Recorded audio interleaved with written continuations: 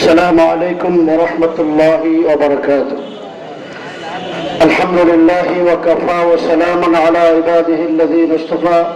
أما بعد.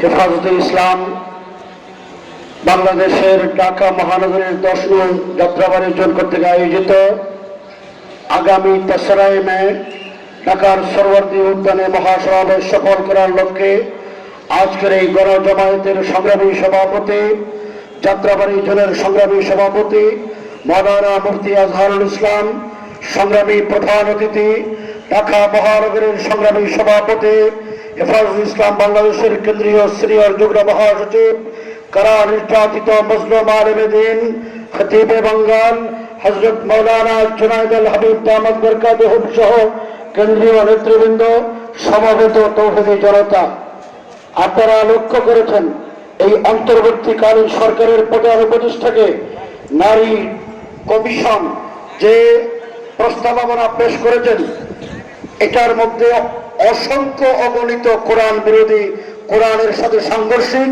ধারা রয়েছে। আমি মাত্র কয়েকটা পয়েন্ট আপনাদের সামনে পাঠ করে শোনাচ্ছি।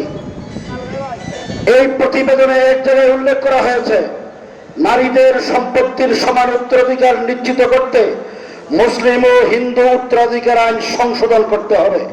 এটা সরাসরি কোরআন বিরোধী। 2, বিবাহ তালাকের তথ্য স্থানীয় সরকার প্রতিষ্ঠান ও কাজী অফিসের মাধ্যমে যাচাইয়ের জন্য ডিজিটাল অ্যাক্সেস ব্যবস্থা করা, যাতে কম বয়সের বিবাহ এবং বহু বিবাহ রোধ করা যায়। এটা সরাসরি পবিত্র কোরআন বিরোধী। কারণ আল্লাহ বলেছেন ফানকিহু মা তাবা লাকুম মিনান নিসাই মাসনা ওয়া সুলাসা ওয়া রুবা। এই আয়াতকে সরাসরি অস্বীকার করা হয়েছে। 3 নম্বর, বিবাহ বিচ্ছেদ, স্ত্রী ও সন্তানের ভরণ পোষণ, দেনমোহর, উত্তরাধিকার, অভিভাবকত্ব, নাগরিকত্ব আইনে নারী ও পুরুষের সমান অধিকার নিশ্চিত করা তথা ইসলামী আইনে থাকা নারী ও পুরুষের মধ্যে বৈষম্য দূর করা। তারা প্রমাণ করতে চাইছেন ইসলামী আইনে বৈষম্য আছে, অথচ ইসলামী আইন হলো ইনসাফপূর্ণ আইন, নারীদের জন্য ন্যায্য অধিকারের আইন, পুরুষের জন্য তার হকের আইন। এই আইনকে সরাসরি অস্বীকার করা হয়েছে। 4 নম্বর, তারা বলেছেন রাষ্ট্র হলো ইহুজাতিক সত্তা, সুতরাং কোন ধর্মীয় বিধান অনুসরণ করে সংবিধান শুরু করা উচিত নয়। এছাড়াও রাষ্ট্রধর্ম যে ইসলাম, বিসমিল্লাহির রহমানির রহিম পরে সংবিধান শুরু করা হয় এবং রাষ্ট্র পরিচালনার মূলনীতি হলো আল্লাহর উপর আস্থা ও বিশ্বাস, মুসলমানের ঈমান। এই সংবিধান থেকে এগুলো তারা মুছে দেওয়ার দাবি করেছেন। 5 নম্বর হলো তারা দাবি করেছেন শ্রম আইনের যৌনকর্মীদেরকে শ্রমিক হিসেবে স্বীকৃতি প্রদান করতে হবে। অথচ আল্লাহ বলেন ওয়ালা তাকরাবুজ জিনা, জিনার নিকটবর্তী হইও না। আল্লাহর নির্দেশকে অবজ্ঞা করা হয়েছে। আমাদের বক্তব্য পরিষ্কার, বাংলাদেশে কোন কোরআন বিরোধী আইন বাস্তবায়ন করতে দেওয়া হবে না। ডক্টর ইউনূস সাহেবের মন্ত্রী পরিষদে, ক্যাবিনেটে কিছু এনজিও কর্মকর্তাদেরকে এনে পশ্চিমা অসভ্য আমাদের দেশে বাস্তবায়ন করার চক্রান্ত করবে। বাংলাদেশের তৌহিদি জনতা ঘরে বসে থাকবে না। আজকের এই সমাবেশ কোরআন বিরোধী রাজনীতি যারা পেশ করেছে, এই কমিশন বাতিল করার জন্য দাবি জানাচ্ছে।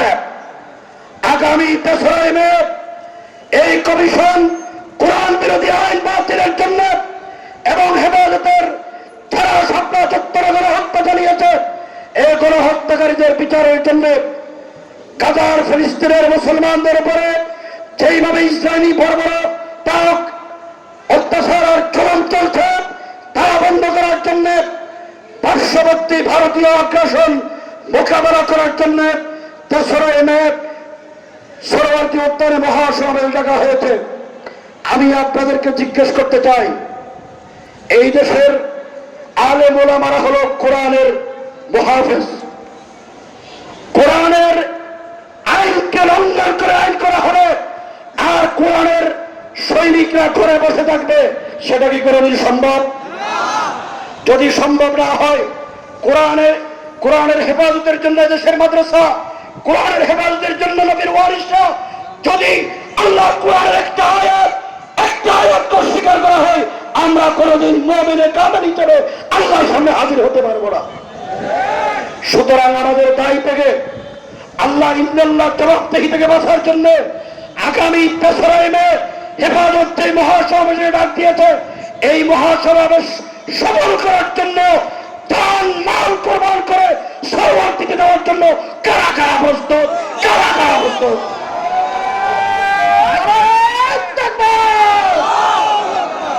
শেষ